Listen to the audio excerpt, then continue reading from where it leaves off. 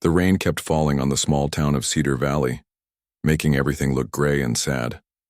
Lisa Chen sat on a wooden bench outside the community center, holding a piece of paper that felt like it weighed 100 pounds.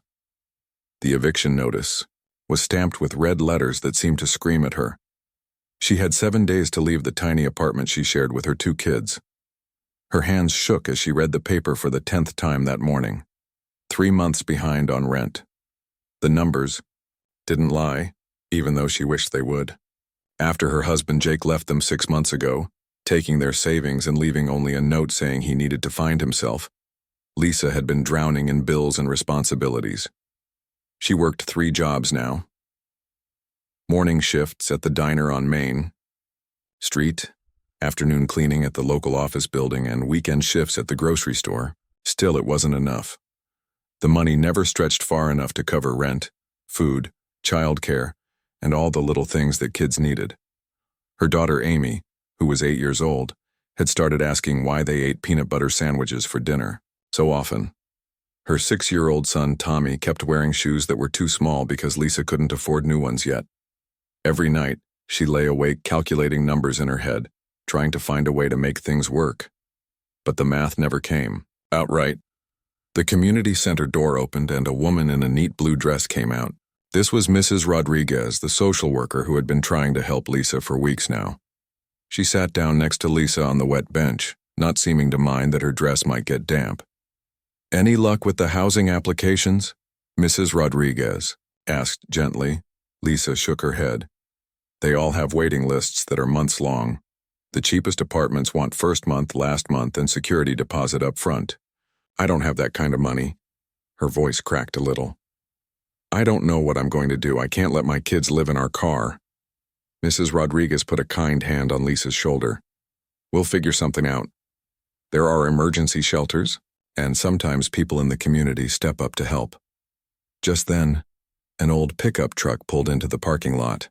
It was clean but clearly well used, the kind of truck that belonged to someone who worked with their hands. A tall man got out, moving slowly like his back hurt. He was probably in his late 50s with gray hair under a worn baseball cap and clothes that were practical rather than fancy. This was Robert Murphy, though Lisa didn't know his name yet. He owned the biggest farm in the county, thousands of acres of corn and soybeans that stretched as far as you could see. People in town knew him as someone who kept to himself, but was fair in his business dealings. He paid his workers well and always kept his word. Robert walked toward the community center, but he couldn't help overhearing the conversation between Lisa and the social worker. He paused near the door, pretending to check his phone while he listened. "The thing is," Lisa was saying, "I'm not asking for charity. I work hard. I just need a chance to get back on my feet. If I could find somewhere affordable to live, I know I could make it work." Mrs. Rodriguez sighed. "I believe you, Lisa. You're one of the hardest working people I know. It's just that the housing situation in this town is really difficult right now." Robert had heard enough. He walked over to the 2 women, taking off his cap politely. "Excuse me, ladies. I don't mean to interrupt, but I couldn't help overhearing. Are you looking for housing?" Lisa looked up at this stranger suspiciously. In her experience, when men offered to help single mothers, they usually wanted something in return that she wasn't willing to give. "Maybe," she said carefully. "Who's asking?" "My name is Robert Murphy. I own the Murphy farm about 10 miles outside town. I might have a solution that could help both of us." He looked directly at Lisa, his eyes serious but not unkind. "Would you be willing to hear me out?" Mrs. Rodriguez knew who Robert was, and she looked surprised. The Murphy farm was legendary in their county. Robert's grandfather had started it with just 40 acres, and 3 generations had built it into an empire. Robert himself was known to be worth several $1,000,000, though he lived simply and drove that old truck. "What kind of solution?" Lisa asked, still wary. Robert sat down on the other end of the bench, keeping a respectful distance. "I've got a big house on my property that's mostly empty. Just me rattling around in it. There are bedrooms that haven't been used in years, and plenty of space for children to play safely." He paused, choosing his words carefully. "I also have a problem that maybe you could help me solve. I'm getting older, and I don't have any children to pass my farm on to. I've been thinking about this a lot lately, especially since my doctor told me I need to start planning for the future. Lisa frowned, not understanding where this was going. I'm not sure what you mean. What I'm proposing is a business arrangement, Robert continued. You and your children could live on my property rent-free. I'd make sure you had everything you needed: food, health care, education for your kids. In return, I'd hope that maybe, in time, you might consider having more children who could eventually inherit the farm and carry on what my family built. The silence that followed was so complete that Lisa could hear cars driving by on the distant highway. Mrs. Rodriguez looked shocked. Lisa stared at Robert like he had just spoken in a foreign language. Are you asking me to have your babies? Lisa finally asked, her voice sharp with disbelief. Robert's face turned red. Not exactly. I mean, yes, but not in the way you're thinking. This wouldn't be about romance or marriage or anything personal like that. It would be a legal contract, drawn up by lawyers. You'd have your own living space, complete privacy, and full control over your daily life. He shifted uncomfortably on the bench. Look, I know this sounds crazy, but think about it from my perspective. I've spent my whole life building something meaningful. This farm employs 23 people year-round. It feeds families in 4 states. When I die, if there's no one to inherit it, it'll probably get sold to some big corporation that'll fire all my workers and strip the land. Lisa was quiet for a long moment, processing what she had just heard. It was definitely the strangest offer anyone had ever made her, but she was desperate enough to at least consider it. What would this contract look like exactly? She asked, slowly. Robert seemed relieved that she hadn't immediately said no. We'd work out all the details with lawyers, of course, but basically, you'd live on the property and receive a monthly allowance for expenses. Your current children would be treated exactly like any future children.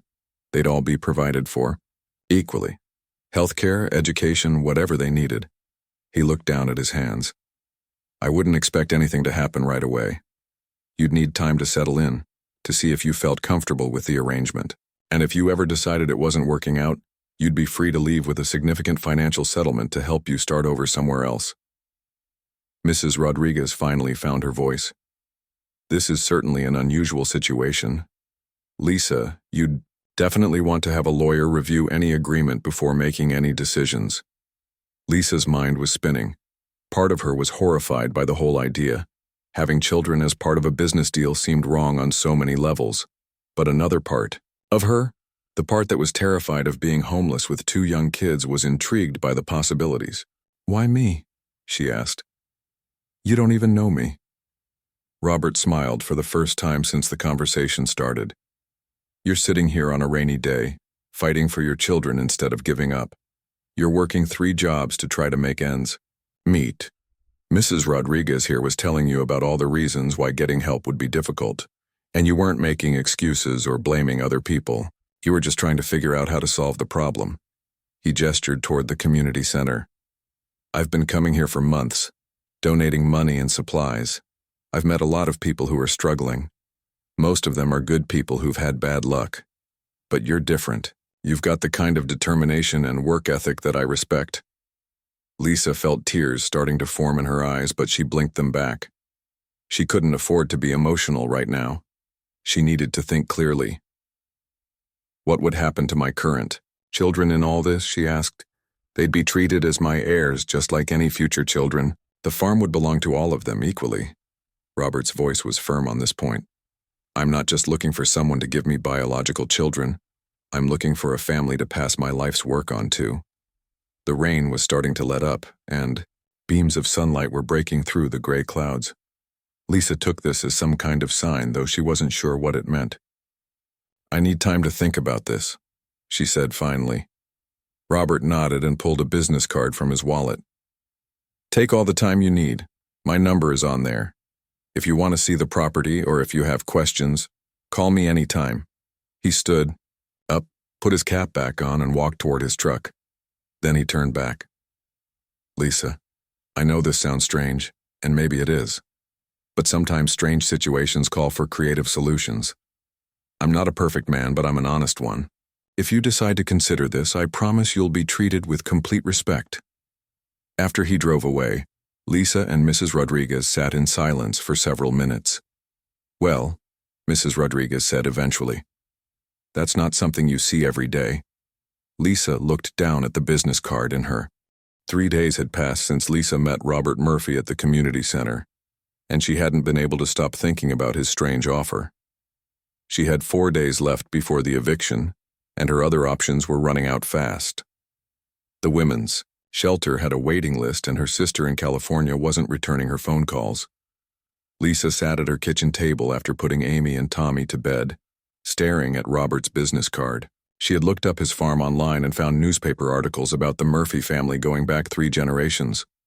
They were well respected in the community, known for treating their workers fairly and supporting local charities. Finally, she picked up her phone and dialed the number. Murphy residence, came Robert's voice after 2 rings. Mr. Murphy? This is Lisa Chen. We met at the community center a few days ago. Lisa, yes. I was hoping you'd call. Have you had time to think about what we discussed? Lisa took a deep breath.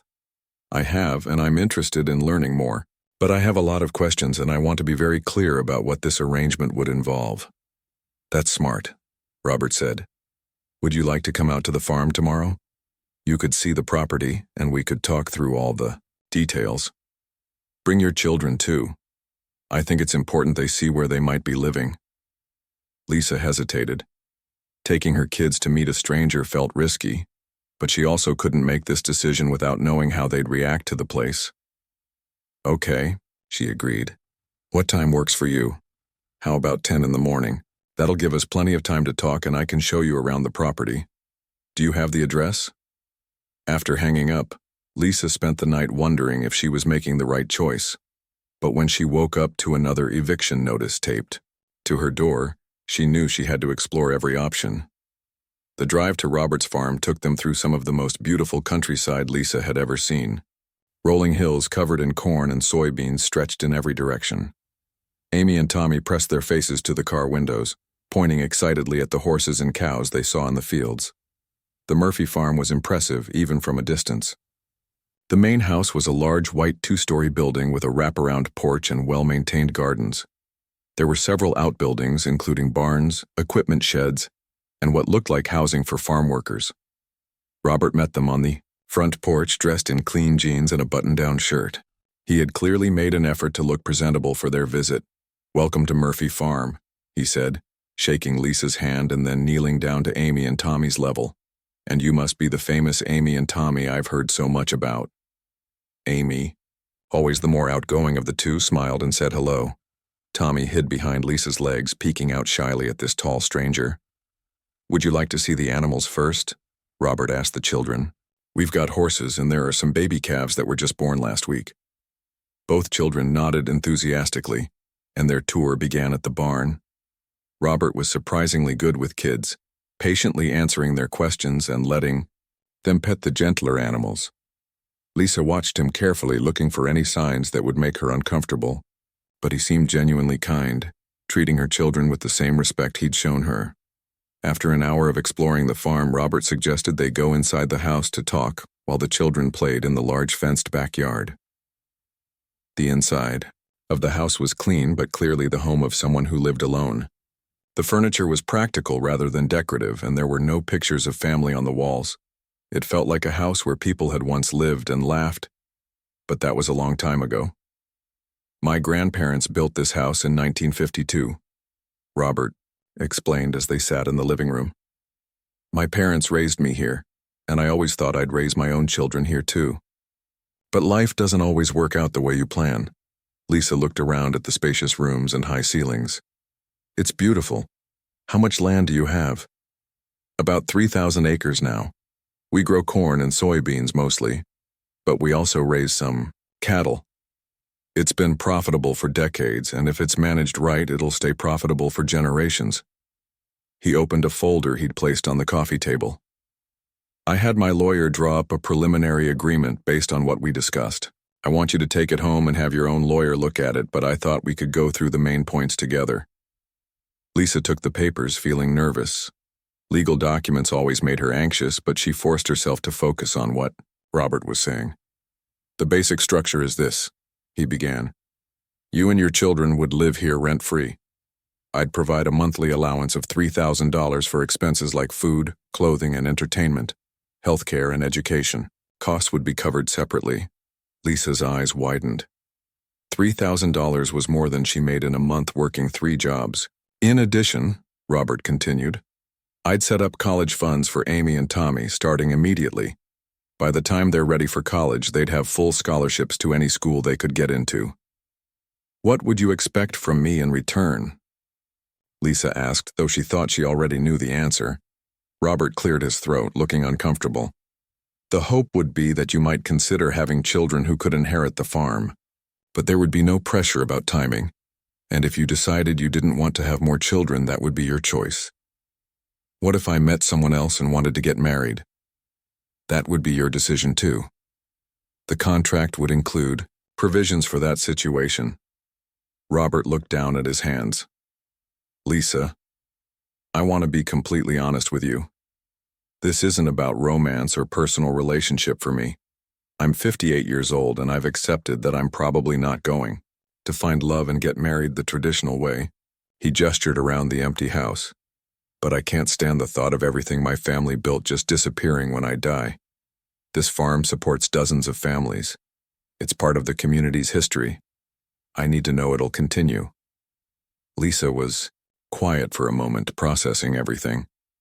What would happen if I got pregnant and then decided I wanted to leave? The contract would protect you completely, Robert said firmly.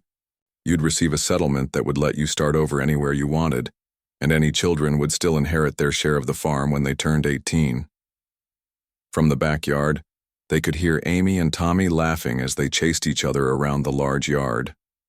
Lisa watched them through the window, thinking about how long it had been since she'd seen them play so freely. In their tiny apartment, they were always being told to be quiet, to sit still, to not run around. Can I ask you something personal? Lisa said. Robert nodded.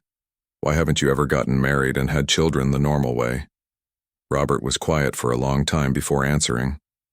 I was engaged once, about 20 years ago.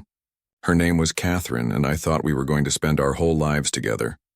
But she decided she didn't want to live on a farm in a small town. She moved to Chicago and married someone else. He shrugged. After that, I threw myself into work. I kept thinking I'd meet someone eventually, but the years just went by. And now at my age, most women my age already have their own families and grandchildren. They're not looking to start over with someone like me. Lisa felt a pang of sympathy for him. She could see the loneliness in his eyes, the same loneliness she felt sometimes when she lay awake at night, wondering if she'd ever find someone to share her life with. What would the living situation look like exactly? She asked. Robert seemed relieved to move on to practical matters.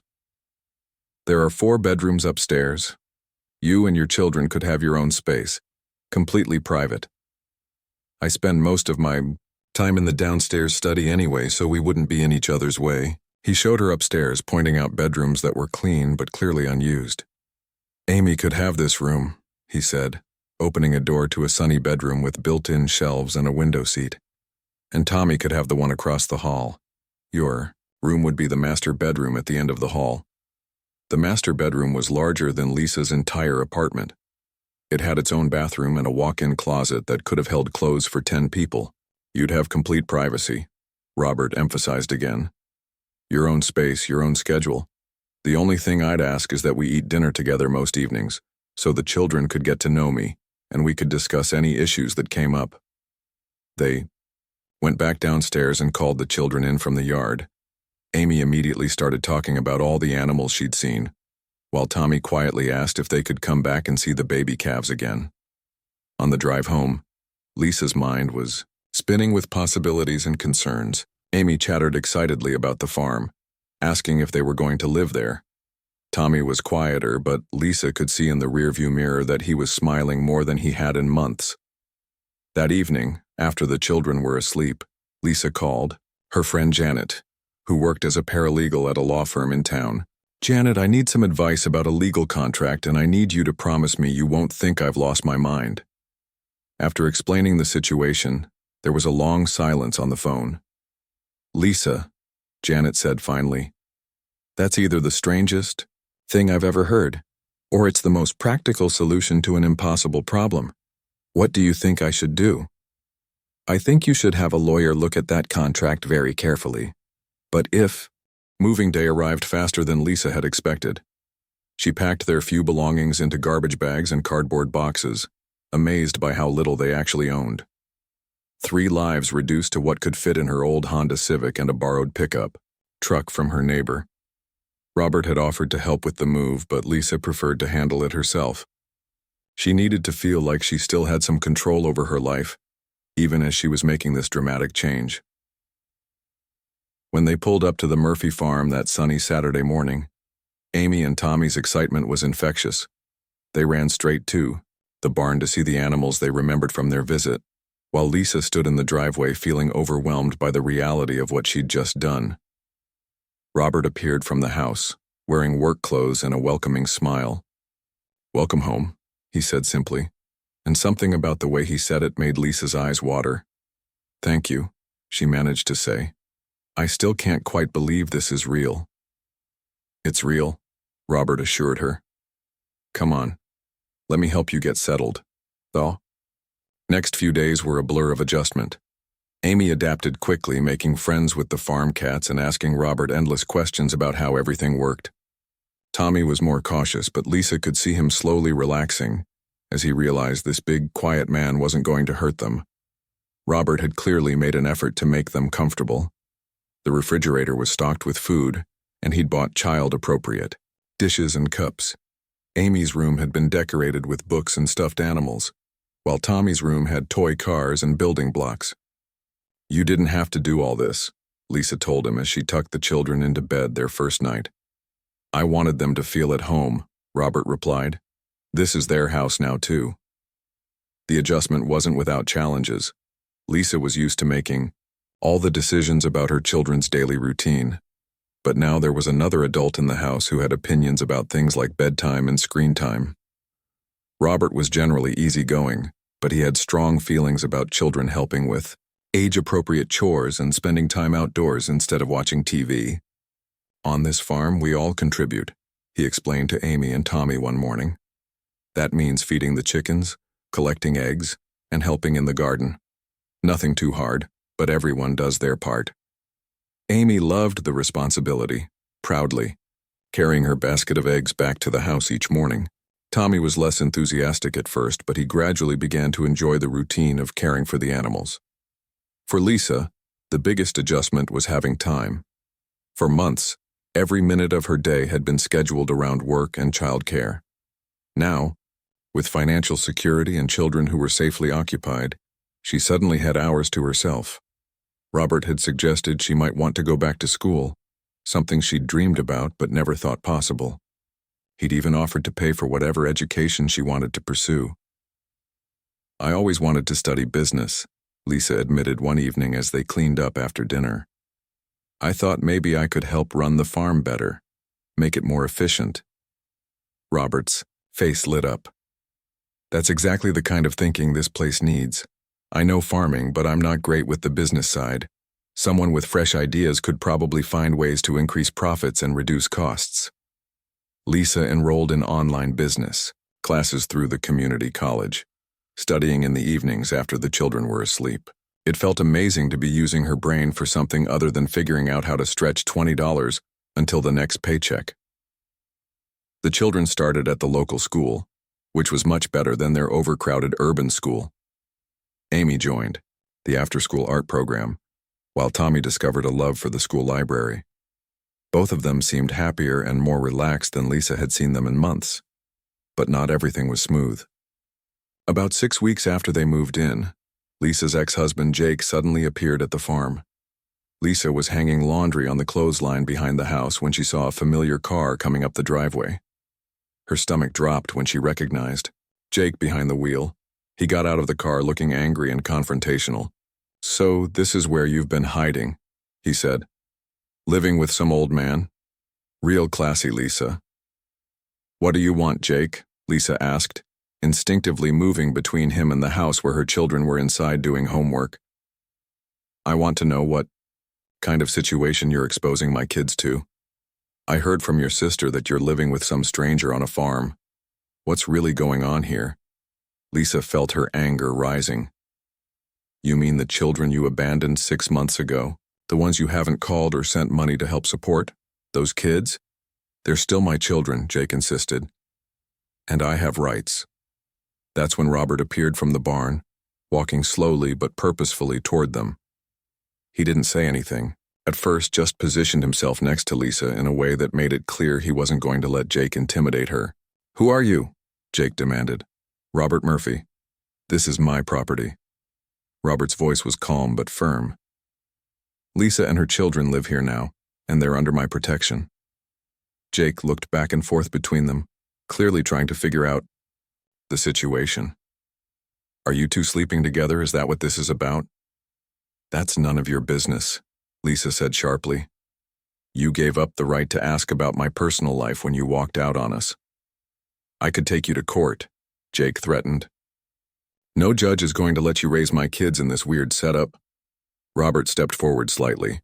Actually, any judge would be interested to know that you abandoned your children and left them in poverty, while their mother worked 3 jobs to keep them fed and housed. They'd also be interested to know that those children now live in a safe, stable environment where they're thriving. He crossed his arms. But if you want to pursue custody, you're welcome to try. Of course, you'd have to explain to the court where you've been for the past 6 months and why you haven't contributed a single dollar to your children's support. Jake clearly hadn't expected this level of resistance. He'd probably assumed Lisa would be intimidated by his threats. After a few more minutes of bluster, he got back in his car and drove away, but not before warning Lisa that this wasn't over. That evening, Lisa was shaken by the encounter. She sat on the porch after the children were asleep, worried about what Jake might do next. Robert joined her, carrying 2 cups of coffee. You okay? I don't know, Lisa admitted. Jake can be vindictive when he doesn't get his way. I'm worried he might cause trouble. Let him try, Robert said calmly. I've got the best lawyers in the state, and they'll make sure your rights as a mother are protected. Besides, any social worker or judge who sees how well Amy and Tommy are doing here will understand that this is what's best for them. Lisa felt a wave of gratitude toward this man, who was willing to defend her and her children against her ex-husband. Why are you doing all this for us? She asked. Robert was quiet for a moment. You know, when I was growing up, this farm was always full of people. My grandparents, my parents, cousins visiting for the summer, farm workers and their families. There was always laughter and conversation and life happening. He gestured toward the house. For the past 20 years, it's just been me, quiet and empty. When I hear Amy practicing piano in the living room or Tommy asking me to read him a story, or you humming while you cook dinner, it reminds me what a home is supposed to feel like. Lisa reached over and squeezed his hand. Thank you. For everything. As the weeks turned into months, their unusual family found its rhythm. Robert taught the children about farming and responsibility. Lisa threw herself into her studies and began implementing small changes to the farm's operations that saved money and increased efficiency. Most importantly, they were all happier than they'd been in years. Amy's grades improved dramatically, and she started talking about maybe becoming a veterinarian so she could work with animals. Tommy, who had been shy and withdrawn after his father left, became more confident and outgoing. For Lisa, the strangest part was how natural it all felt. She'd expected living with Robert to be awkward, but he was respectful of her space and grateful for her contributions to the household. They settled into routines that worked for everyone. The question of having more children hadn't come up yet, and Lisa was grateful for that. She was still getting used to this new life, and the idea of pregnancy and babies seemed overwhelming right now. But she had to admit that the arrangement was working better than she'd dared to hope. Her children were thriving. She was pursuing her education, and for the first time in years, she felt secure about the future.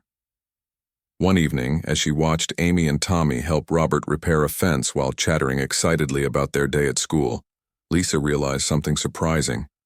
She was happy. Genuinely, completely happy.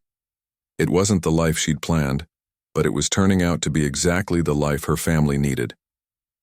The only cloud on the horizon was the nagging worry about Jake and what he might do. But for now, they were safe and settled, and that was enough. 3 months into their arrangement, Robert suggested they should have a family meeting to discuss how things were going and whether they all wanted to continue with their agreement. "I think we should make this permanent," Amy announced when Robert asked for their opinions. "I love living here, and Robert is teaching me how to ride horses." Tommy nodded enthusiastically. "Can we stay forever? I like my new school, and the baby calves know my name now." 8 months had passed since Lisa and her children moved to the Murphy farm, and their lives had settled into a comfortable routine. Amy was excelling in school and had become Robert's eager assistant in caring for the horses. Tommy had overcome his shyness and was now chattering constantly about his plans to build a treehouse in the big oak behind the barn. Lisa had completed her first semester of business courses with straight A's and was already implementing new systems to track the farm's expenses and profits. She'd discovered a natural talent for organization and problem-solving that impressed even Robert's accountant. The arrangement that had started as a desperate solution to homelessness had evolved into something none of them had expected: a genuine family. Robert had transformed from a lonely bachelor into something resembling a grandfather. He taught Amy how to braid the horses' manes and showed Tommy how to identify different types of birds by their calls. In the evenings, he helped both children with their homework, his patience seemingly endless when it came to explaining math problems or listening to them practice reading aloud. Lisa watched these interactions with a mixture of gratitude and growing affection. Robert was nothing like she'd expected when she first met him at the community center. He was kind, intelligent, and surprisingly funny once you got to know him. Most importantly, he treated her children as if they were his own grandchildren, never making them feel like they were charity cases or temporary guests. The question of expanding their family had come up a few times in casual conversation, but there was no pressure. Robert seemed content with the family they'd already created, and Lisa was still adjusting to the idea that she might actually want to have more children. Everything changed one Tuesday morning in late fall. Lisa woke up feeling nauseated, a feeling that persisted for several days. At first, she assumed she was coming down with the flu that was going around the school, but when the nausea continued and she realized her period was late, she began to suspect something else entirely. She drove to the drugstore in town, hoping no one would recognize her as she bought a pregnancy test. The Murphy family was well known in the small community, and she didn't want gossip spreading before she was ready to deal with the situation herself. The test was positive.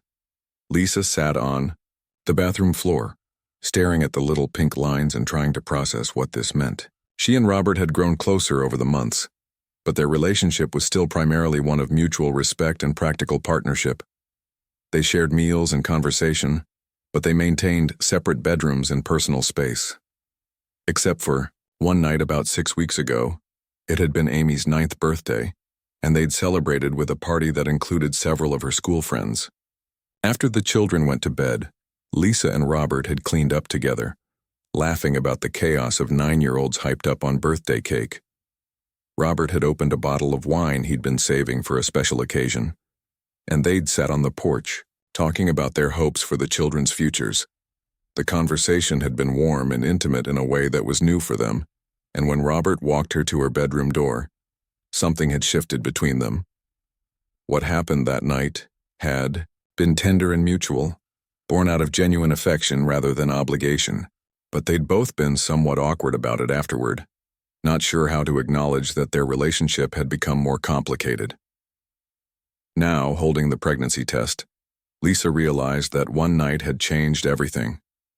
She waited until that evening to tell Robert after the children were in bed and they were sitting in his study reviewing the farm's quarterly reports.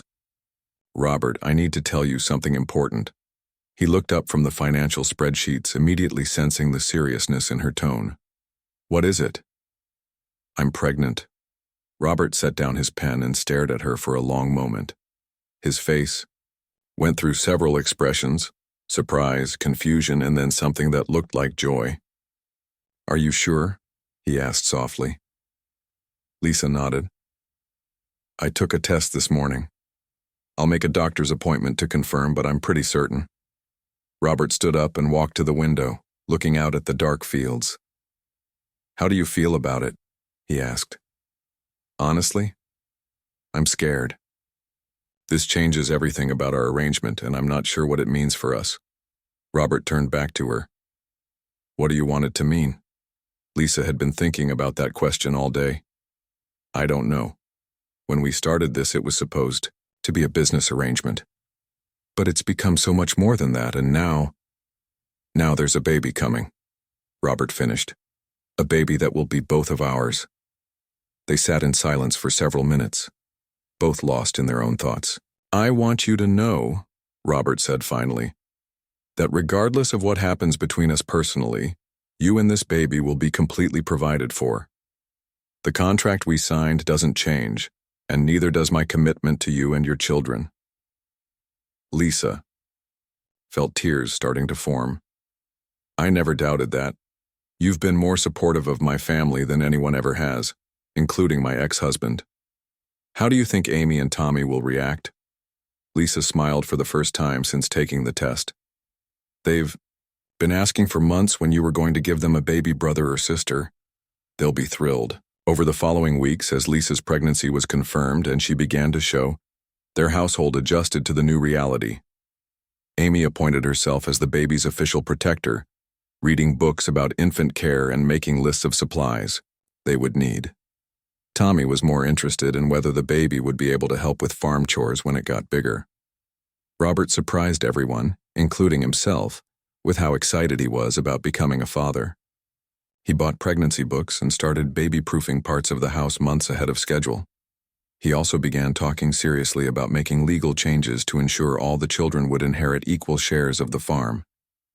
But not everyone in the community was supportive of their unconventional situation. Cedar Valley was a small town where everyone knew everyone else's business, and Lisa's pregnancy had become a topic of considerable gossip. Some people were supportive, viewing Robert as a generous man who had rescued a struggling family. Others were more judgmental, whispering about the strange arrangement and speculating about Lisa's motives. The gossip reached a peak when Lisa was about 4 months pregnant and starting to show, obviously. She was at the grocery store when she overheard 2 women talking in the next aisle. It's just not natural, one of them was saying. Living with that old man, having his baby for money. What kind of example is she setting for her other children? I heard she was practically homeless when he took her in, the other woman replied. Maybe she didn't have much choice. There's always a choice. She could have gotten a job, found a proper apartment. Instead, she's essentially selling herself to the richest man in town. Lisa felt her face burn with embarrassment and anger. She wanted to confront the women, to explain that their relationship was based on mutual respect and genuine affection, not desperation or greed. But she also knew that anything she said would just fuel more gossip. When she got home, she was upset and crying. Robert found her sitting at the kitchen table, surrounded by grocery bags she hadn't bothered to unpack. What's wrong? He asked, immediately concerned. Lisa told him about the conversation she'd overheard. Maybe they're right, she said through her tears. Maybe this whole situation is just too weird and wrong. Robert sat down next to her and took her hands. Lisa, look at me. Do you feel like you're being taken advantage of? No, of course not. Do Amy and Tommy seem unhappy or damaged by living here? No, they're thriving. Are you happy? Lisa considered the question seriously. Despite the gossip and the complications, she was happier than she'd been in years. Yes, I am happy. Then what other people think doesn't matter, Robert said firmly. We're not hurting anyone, and we're raising children in a loving, stable home. Some people will always find something to criticize, especially when they don't understand the situation. But the gossip did have consequences. A few weeks later, Lisa received a call from a social worker saying they'd received a complaint about the living situation and wanted to do a home visit to ensure the children were in a safe environment. Lisa was terrified. What if the social worker decided their arrangement was inappropriate? What if they tried to take Amy and Tommy away? Robert hired the best family lawyer in the state to prepare for the visit. They organized all their documentation, the children's, medical records showing excellent health, report cards showing improved grades, financial records proving the family's stability. The social worker, a middle-aged woman named Mrs. Thompson, arrived on a Thursday morning when the children were at school. She spent 2 hours touring the house, reviewing documents, and interviewing Lisa and Robert separately. "I have to ask about the nature of your relationship," Mrs. Thompson said during her interview with Lisa. "Some people have expressed concern that this arrangement might not be in the children's best interests." Lisa took a deep breath. "Mrs. Thompson, I understand why this situation might seem unusual, but I want you to know that Robert has been nothing but respectful and supportive. My children have never been happier or more secure." "What about the pregnancy? How does that factor into your arrangement?" "The pregnancy wasn't planned, but we're both committed to providing a..." Winter came early to Cedar Valley that year, bringing heavy snows and bitter cold that kept everyone close to home. Lisa was 7 months pregnant and moving more slowly these days, but she felt more content than she ever had in her life. The house had been transformed by the promise of a new baby. Amy had decorated the nursery with drawings of farm animals, and Tommy had built a small wooden toy box in Robert's workshop. Even more importantly, the 3 adults had grown into a real family unit, with Robert taking on the role of father figure to Amy and Tommy while preparing to become a biological father for the first time. Lisa's relationship with Robert had deepened into something beautiful and surprising. What had started as a practical arrangement had become a love story, though neither of them had expected it. They'd moved beyond their separate bedrooms and were planning a small wedding ceremony for after the baby was born. But their happiness was interrupted by a crisis that tested everything they'd built together. It started with Robert feeling tired more often than usual. At first, he attributed it to the busy harvest season and the excitement of preparing for fatherhood. But when he began losing weight and experiencing persistent fatigue, Lisa convinced him to see a doctor. The news was devastating. Robert had pancreatic cancer and it was already in an advanced stage. "How long?" Lisa asked the doctor, holding Robert's hand in the sterile hospital room while Amy and Tommy waited at home with a neighbor. "It's hard to say," Dr. Patterson replied, gently. "With treatment, possibly 6 months to a year. Without treatment, probably less." Lisa felt the world spinning around her. After everything they'd been through, after finally finding happiness and love, this couldn't be happening. Robert was surprisingly calm. "What would treatment involve?" he asked. "Chemotherapy, possibly surgery, depending on how you respond." "I have to be honest with you. Pancreatic cancer is one of the most aggressive forms. Treatment might give you more time, but it would be difficult and the outcome is still uncertain." On the drive home from the hospital, Robert and Lisa sat in silence for most of the trip. Finally, Robert spoke. "I want to fight this," he said. "Not just for me, but for you and the baby, and for Amy and Tommy. We've just found each other and I'm not ready to give up." Lisa squeezed his hand. "We'll fight it together, whatever it takes." But first, they had to tell the children. Amy and Tommy were doing homework at the kitchen table when they got home. Both children looked up expectantly, clearly sensing that something important had happened. Robert sat down with them, choosing his words carefully. "I went to the doctor today because I haven't been feeling very well lately. The doctor found out that I have an illness called cancer." Amy's face went pale. "Are you going to die?" she asked in a small voice. "I'm going to do everything I can to get better," Robert replied honestly. "The doctors are going to give me medicine to fight the cancer, and I'm going to keep taking care of all of you while I do that." Tommy, who had been quiet, suddenly burst into tears.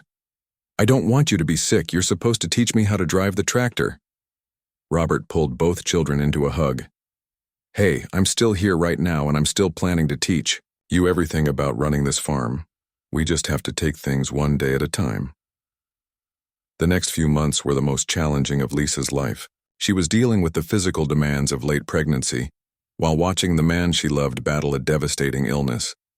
Robert started chemotherapy immediately, which left him weak and nauseated much of the time. Despite his illness, Robert insisted on maintaining as normal a routine as possible. He still helped the children with homework when he felt well enough, still managed the farm's operations with Lisa's increasing assistance, and still talked excitedly about the coming baby. "This child will be my legacy," he told Lisa one evening, as they sat in his study reviewing legal documents. "Not just because of genetics, but because of the love and values we'll pass on." Lisa was 8.5 months pregnant when Robert's condition suddenly worsened. He collapsed while checking on the cattle and was rushed to the hospital. The doctors said his body wasn't responding to treatment as well as they'd hoped. "I think we need to talk about practical matters," Robert said from his hospital bed, looking tired but determined. "The lawyers have been working on the adoption papers for Amy and Tommy. I want that finalized before the baby comes." "Don't talk like you're giving up," Lisa said, though she could see how much weaker he'd become. "I'm not giving up. But I'm also not naive about what we're facing. I need to make sure you and all 3 children are completely protected, legally and financially." Robert had been working with his attorneys to ensure that Amy and Tommy would inherit equal shares of the farm, alongside any biological children. The adoption would make it official, giving them the same legal status as if they'd been born into the Murphy family. "I also want to marry you," Robert said, "not because of the legal benefits, though those matter too, but because I love you, and I want us to be a real family in every sense." They were married in Robert's hospital room 3 days later, with Amy and Tommy as witnesses and the hospital chaplain officiating. Lisa wore a simple dress and carried flowers that Amy had picked from the hospital's garden. It wasn't the wedding either of them had dreamed of, but it was perfect in its simplicity and sincerity. 2 days after their wedding, Lisa went into labor. Robert was still in the hospital, but he'd been moved to a private room and was feeling well enough to be excited about becoming a father. Lisa labored for 12 hours with Robert holding her hand and encouraging her through each contraction. Their daughter was born at 6:43 a.m. on a snowy March morning. They named her Grace Murphy after Robert's grandmother. When the nurse placed Grace in Robert's arms for the first time, Lisa saw tears streaming down his face. "She's perfect," he whispered. "Absolutely perfect." Grace was indeed a beautiful baby, with Lisa's dark hair and what looked like Robert's green eyes. More importantly, she was healthy and strong, which felt like a miracle given everything they'd been through. Amy and Tommy met their baby sister that afternoon, both of them immediately smitten with the tiny person who had made them a complete family.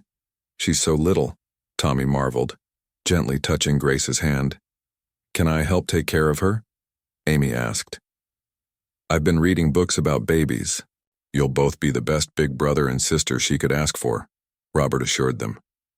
The adoption papers for Amy and Tommy were finalized a week later, making them legally Robert's children with full inheritance rights. Lisa cried when she saw their names on the official documents, Amy Murphy and Tommy Murphy. After years of uncertainty and instability, her children finally had the security and belonging they deserved. Robert's health stabilized for several weeks after Grace's birth, giving them precious time together as a complete family.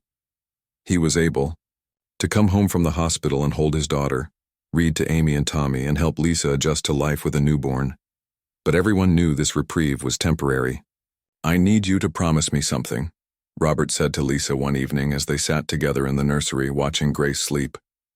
"Anything. Promise me you'll stay on the farm and raise all 3 children here. This is their legacy, their heritage. Grace should grow up knowing where she comes from, and Amy and Tommy should never doubt that this is their home too." "Of course I'll stay," Lisa promised. "This is our home. It's where we belong." Robert squeezed her hand. "I also need you to promise that you'll find someone to love again someday. I don't want you to spend your life alone because of me." Lisa couldn't imagine loving anyone else, but she made the promise because she could see how important it was to him. Robert lived for 6 more months, long enough to see Grace smile for the first time, to watch Amy win a blue ribbon at the county science fair, and to teach Tommy how to drive the small tractor around the farm. He died peacefully at home on a warm September morning, with Lisa holding his hand and all 3 children sleeping nearby. His last words were about how grateful he was for the family they'd created together. The funeral was attended by hundreds of people from the community who had come to respect the Murphy family, regardless of how unconventional their story had been. Amy and Tommy stood bravely beside Lisa, holding baby Grace and accepting condolences with a maturity that broke Lisa's heart. Robert's will revealed the full extent of his generosity. Lisa inherited the house and enough of the farm to support herself and the children comfortably. Amy, Tommy, and Grace would each inherit equal shares of the remaining property when they turned 25, ensuring their financial security for life. But more than the financial inheritance, Robert had left them something more valuable, a sense of belonging and identity that would shape who they became as adults. In the months following Robert's death, Lisa threw herself into running the farm with the help of Robert's longtime manager, Jim Patterson. She discovered she had a real talent for the business side of agriculture, implementing new systems and finding markets for their crops that increased profits significantly. Amy, now 10, continued to excel in school and talked constantly about becoming a veterinarian so she could care for farm animals. Tommy, 8, had inherited Robert's love of machinery and spent every free moment in the workshop, learning to repair equipment.